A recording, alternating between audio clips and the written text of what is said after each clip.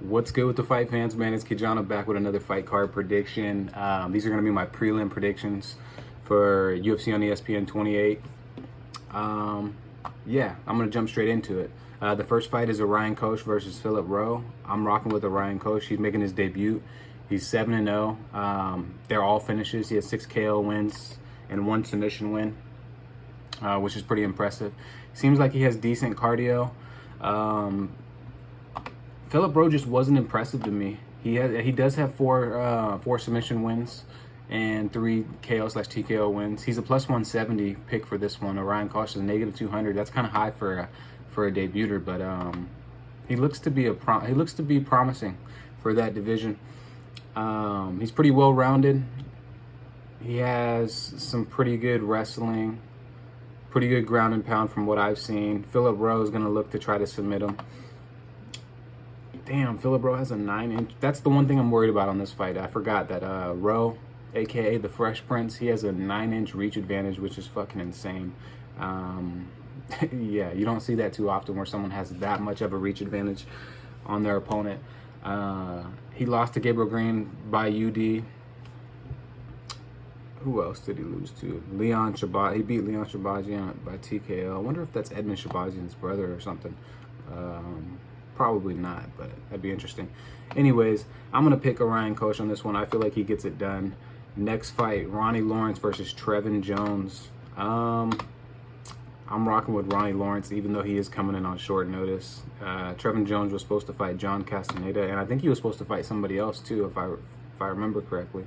Trevin Jones is 3 KOs, 4 submission wins, 1 sub loss, and 5 decision losses. He's never been KO'd. That's a good sign. He beat Mario Bautista by a vicious TKO in his last fight. I remember that one. The Timur Valiev, they overruled that to a no contest because I guess he was smoking marijuana before the fight or some shit like that. I don't think they should have ruled it a no contest. It's kind of stupid. A lot of people in the UFC smoke weed, so that shouldn't really matter. I'm rocking with Ronnie Lawrence though, dude. He kind of impressed me with his wrestling skills. He has a 7-1 record. He has a 1-inch height advantage, but he has a 2-inch reach disadvantage. So this is going to be interesting. This fool he had so many takedowns on his debut. I think it was like 8 or 9 takedowns, which is just insane. Yeah, I'm going to pick Ronnie Lawrence on this one. Trevin Jones is a huge underdog, though. I wouldn't be surprised if he clips Ronnie with something. I just feel like, even with Ronnie coming in on short notice, I feel like he's going to have the better gas tank, and I feel like his wrestling and his overall grappling is just going to be better than Jones. He's going to be able to pretty much control the fight and the pace. Next fight, Genu Frey versus Ashley the Spider Monkey Yoder. I can't believe Ashley Yoder's still fighting. This is kind of crazy. She has an 8-7 record, so she's almost tied with her wins to losses. Genu Frey has a 10-6 record. I think she's 1-2 in the UFC.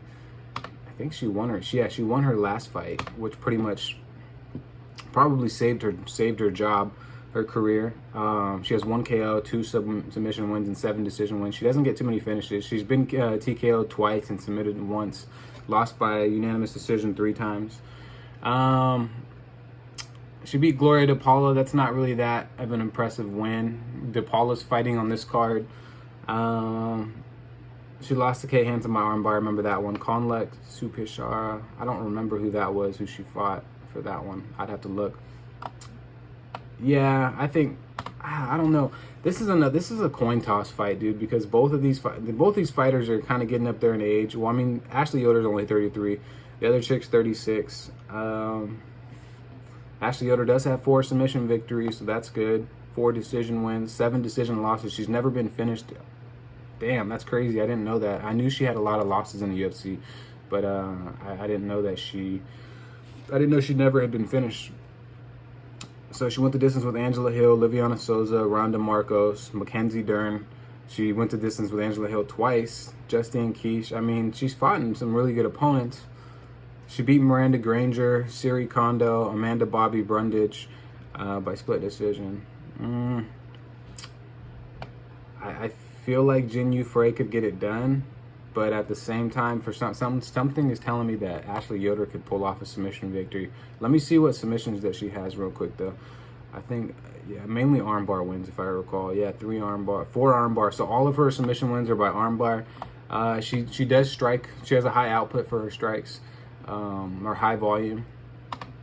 Usually, she doesn't like getting hit though. She tends to back herself up against the cage. Genu Frey probably has better stand-up in my own opinion, but Ashley Yoder I feel like might be better with her submission game. But then Genu might be better with her wrestling. So fuck, dude, this is a really tough fight for me to call. But I'm gonna roll with the underdog. I'm gonna roll with Genu Frey on this one. At a plus 115. For this one, you might as well pick an underdog.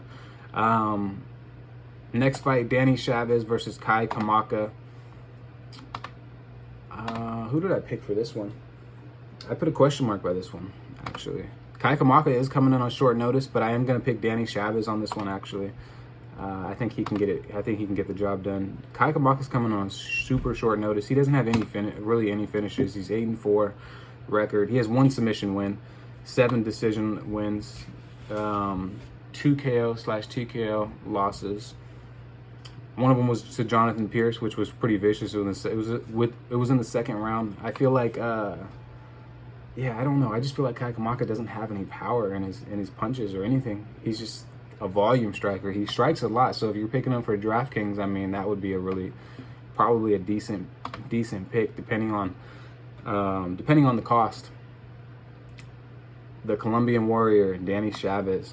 3 KO wins, 8 decision wins. So he goes to decision a lot too. He's only been submitted 1 time, 3 decision losses. He fought Jared Flash Gordon in his last fight and lost by UD. That was a pretty tough fight for him though. He beat TJ Brown on his debut. Yeah, man, this is I don't know, man. I mean, Kai Kamaka's coming off of a split decision loss to TJ Brown. I don't know. Like, that kind of stuff doesn't really work for the fight game. You can't really say, okay, since this person beat that person and the other person lost to that person, then that means this person should automatically win. It doesn't really, the mathematics for the fight game don't really work like that. It's just all about the styles. So, but I'm going to roll with Danny Chavez on this one. Kai Kamaka could definitely get it done. I could see him getting it done. He has decent takedowns as well. But I think Chavez is going to get it done. I think he wins by, I think it goes to decision. I think he wins by probably a split decision. I was going to say UD, but I don't know, man. These guys it's too close for comfort. They're both coming off of losses, so they're going to want to get a win. Chris Grutzmacher, I think that's how you say his name, versus Rafa Garcia. I can't believe this guy's still in the UFC. I mean, I know he has 2 wins in the UFC, but he has 3 losses. He has 14-4 record for Chris. He just has a really, really awkward style. 7 KO wins, 3 submission wins. He's been submitted 3 times and KO'd once. Alexander Hernandez TKO'd him in his last fight. Davi Ramos submitted him. That was on short notice. Chaz Skelly submitted him by rear. Both of those submissions were by rear naked choke. He TKO'd Joe Lozon, so that's one of his good wins. But Lozon was not at the end of his career. And some other guy named Abner Lavores in the Ultimate Fighter 22 season finale. I didn't see that fight, but I seen all the other ones. The Chaz Kelly, Davi Ramos, Joe Lozon, and Alexander Hernandez one. Yeah, Chris Grutzmacher is just not very impressive, dude. He's not impressive at all. I don't think he should be in the UFC. I don't think he's UFC caliber, honestly. I don't want to knock the guy, but I don't know. He doesn't seem UFC caliber at all. He's 5'8". Rafa Garcia is 5'7".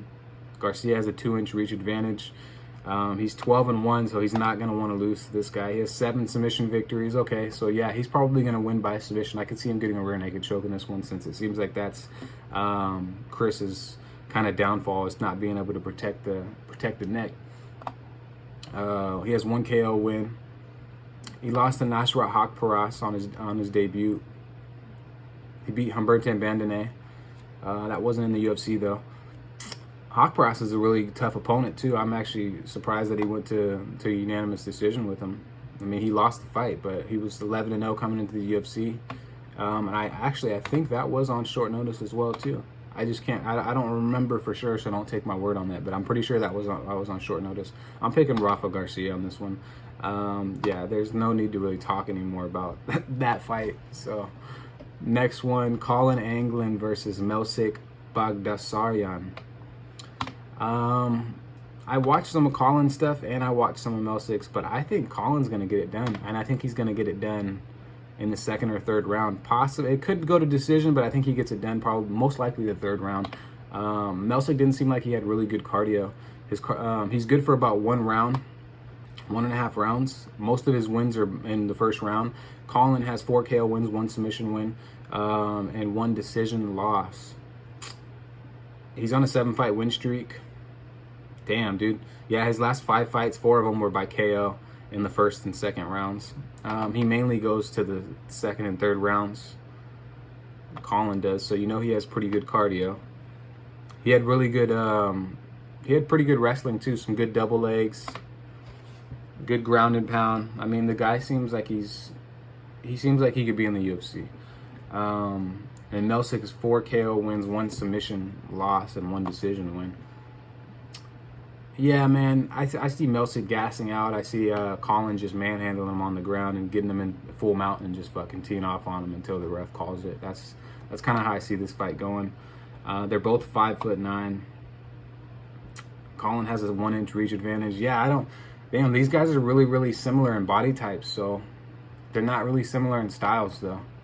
I think Colin's way more well-rounded, and I think he's a really good underdog. He probably should be the favorite in this fight, which is insane. That he's I think he's a plus 130 or a plus 150. Either way, I think he's a good underdog to pick, a good one to put in your parlays, and probably a good one to play during DraftKings. So I'm gonna roll with Colin on that one. But I mean, don't sleep on Melsik. I mean, I watched his stuff, the little bit of stuff that he does have up, and the dude hits hard. That's for sure. He definitely has KO. He has 1-punch KO power. The next fight, Nico Montano versus Yanan Wu. I'm rocking with Nico all the way. She just has better wrestling. Yanan Wu, whatever. She's got pretty decent striking. She's a plus 155. Nico's a negative 180. That seems about right. Nico's ranked 15 too, so I mean, I think Nico's gonna be able to get it to the ground and just ground and pound her, and just pretty much handle her on the ground. Wu was 11-4 record. Nico's 4-3. So Wu has a lot more fight experience, but I think the caliber of opponents that Nico's been fighting have been way higher than what Wu's been fighting. A lot of the names on Wu's thing I've never heard, and some of them that I have heard aren't really the greatest fighters. So Nico beat Roxanne Modafferi. She lost to Julia Vila by unanimous decision. That's not a bad loss to have. She beat Shauna Dobson by UD. Juliana Pena, that's the fight she's coming off. She's coming off of a loss to Juliana Pena, but she did take her down a few times, I think 2 or 3 times in that fight, which is pretty good because Pena actually has good wrestling defense. Yeah, I see her taking Wu down, honestly, and just wearing her out on the ground. 5'5" to 5'8". Wu has a 1-inch reach advantage. I mean, Wu has a high output, though. She has a high volume, so if she can keep it standing, she can definitely piece Nico up probably on the feet, but I don't see it happening. I just don't. I'm rocking with Nico all the way. Those are my prelim picks, man. Yeah, make sure you guys like, subscribe, comment. Let me know who your top fucking your top underdog pick is, and what your top prelim pick is for the fight. And I'm interested to see what people think on this Danny Chavez, Kai Kamaka one, and the Genu, Frey, and Ashley Yoder fight. Because the Genu, Frey, and Ashley Yoder, that one, I want to pick Genu, Frey because she's an underdog, but at the same time, I know that it's a close fight to call because Ashley Yoder could definitely take her back and submit her. They don't call her the Spider Monkey for no reason. Yeah, a lot of these fights are just too close for comfort. For me, I feel like a lot of them are going to be really, really close fights, but at the same time, like, those are the kind of cards that end up being super one-sided, and like everybody just wins by KO or submission or something like that. These are these weird kind of cards. This card looks like it was just thrown together overnight. It doesn't look like it had any thought or anything to it. So, and the main fucking prelim fight got taken off. Fucking, what's his name? Well, I can't remember the dude's name. Lazaz, I think it was. Yeah, he's a good kickboxer. They took that fight off, so I'm kind of disappointed. That was the main one that I was looking forward to watching. Mornier Lazaz, I think that's his name. Unless they switched it around. Nope. Nicholas Stoze. This is on the main card, but Nicholas Stoze is fighting Jared Gordon now on short notice. Jared Gooden, not Jared Gordon. Jared Gooden's actually a pretty decent striker, and he's very, very tough to do the tank. But I didn't get to talk about that one because that was supposed to. Nicholas was supposed to be on the prelims, but I'll talk about that one real quick in this video as well. I think Stoze gets it done. He's gonna have better cardio. And it's crazy that he had a full training camp, even though he's gonna be fighting somebody different. Jared Gooden's a -200. Nicholas is a +170. That's another good underdog to put in your parlays or your lineups. I think he could wear fucking Jared Gooden down. I definitely think he could wear him down. That's crazy. How is he? I don't get how he's the favorite that fast. Gooden's good though. He is good, but I mean, we seen the fight versus Alan Juban,